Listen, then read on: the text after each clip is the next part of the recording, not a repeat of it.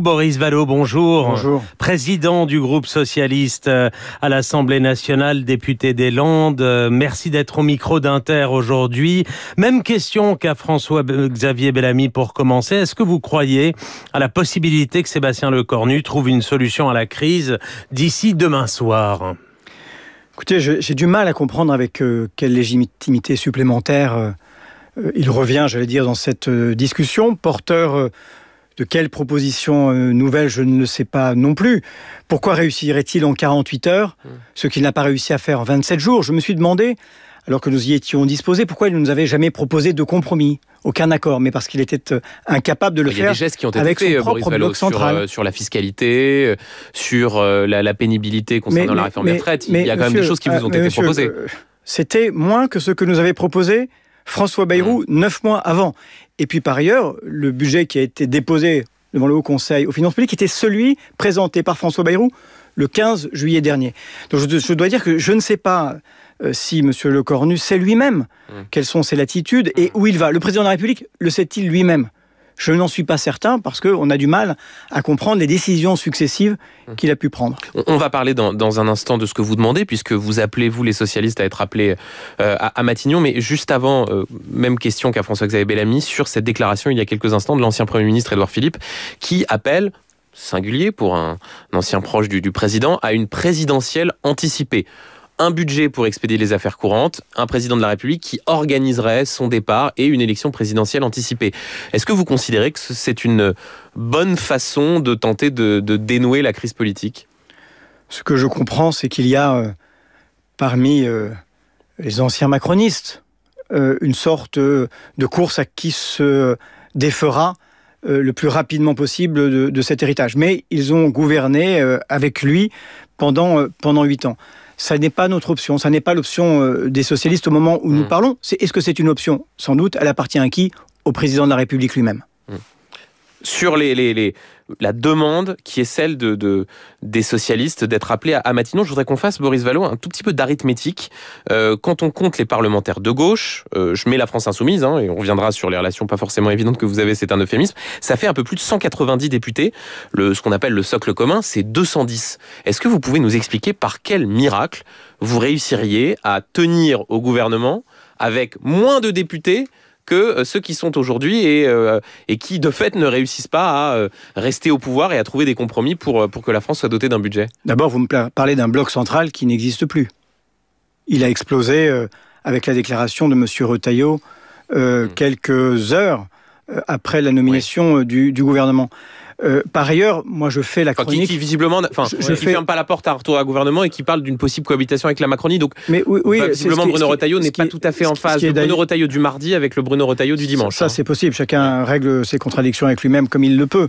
Et puis c'est vrai que j'entendais votre invité précédent oublier qu'il avait gouverné avec et pour Emmanuel Macron depuis plus d'1 an. Moi, je regarde la chronique de ces derniers mois. Je vois un Premier ministre républicain qui a échoué. Je vois un Premier ministre centriste auquel nous avions accordé la possibilité de donner au pays un budget. Et quelle opposition a été capable de cela dans la Ve République qui a échoué.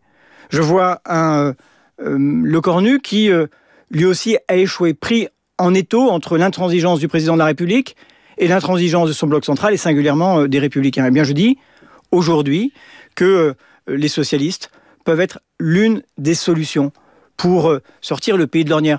Et nous avons la parfaite conscience qu'il n'y a pas de majorité absolue dans cet hémicycle, si ce n'est une.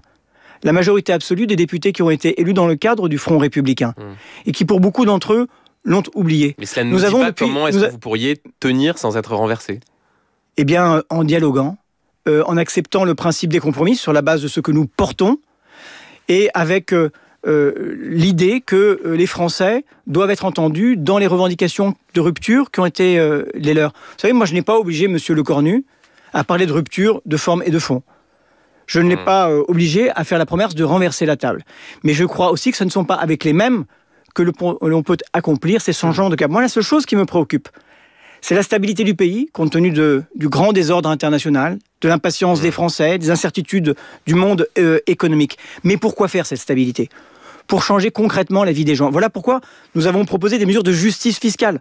pas de façon cosmétique comme ça nous avait été proposé dans les récentes discussions, mais en disant il est normal que celles et ceux qui ne participent pas suffisamment à la solidarité nationale le fassent désormais au nom de la justice fiscale et du patriotisme économique. C'est la raison pour laquelle nous avons proposé des mesures pour le pouvoir d'achat. Moi, je vois trop de gens dans ma circonscription qui ne vivent plus de leur travail.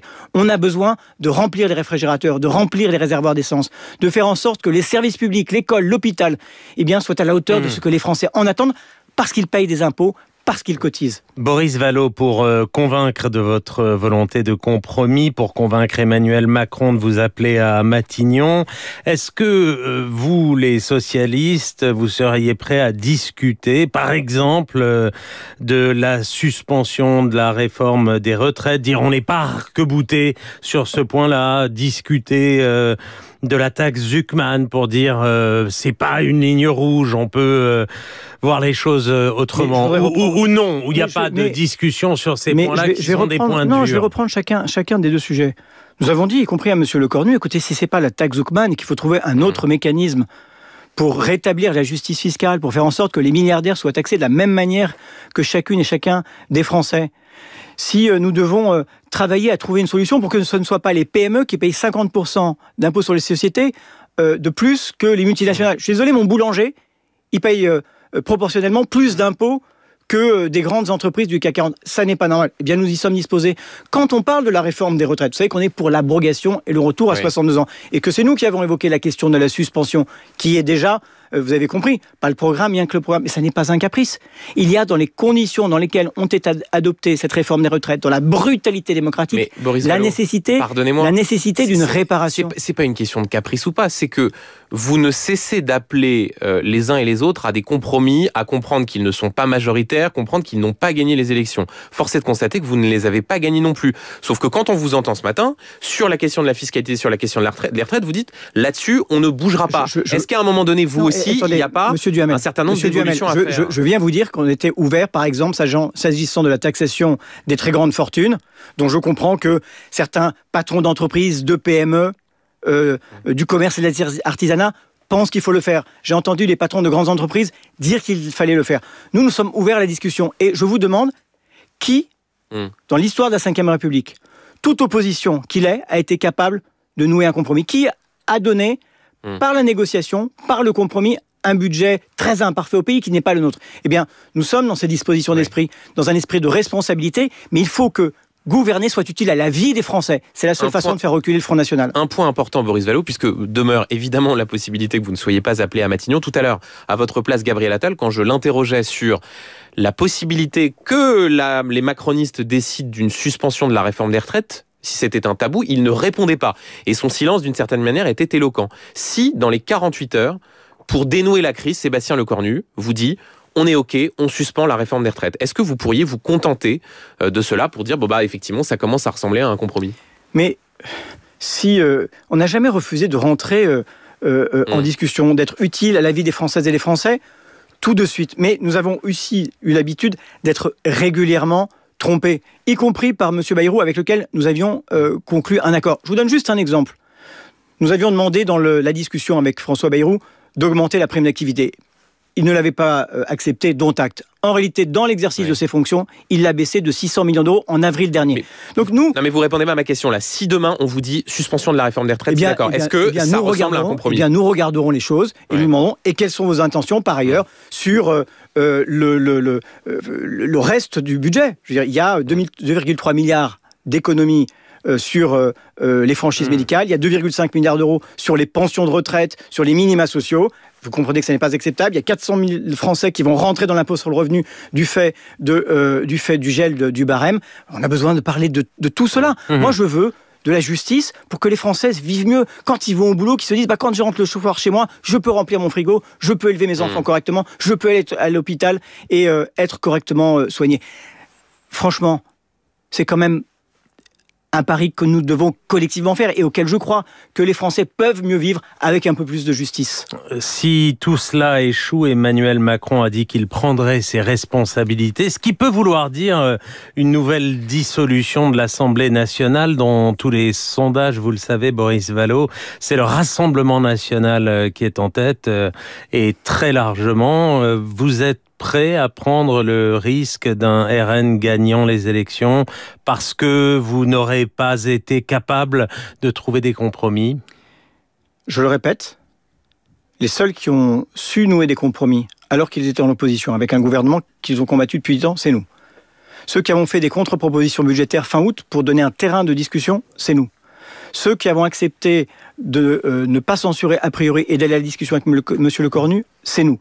Ne vous trompez pas. Vous êtes d'une souplesse quand il n'y a plus de Premier ministre, Boris Vallaud, alors que qui est inversement proportionnel à la vôtre quand il y a un Premier ministre. Mais oui, sauf que la démonstration qu'on a faite, c'est oui, nous sommes exigeants, mais oui, nous arrivons à des choses quand nous rentrons dans une discussion. Là, aujourd'hui, M. Lecornu ne nous a pas proposé d'accord parce qu'il n'avait pas été capable d'en faire avec son socle commun.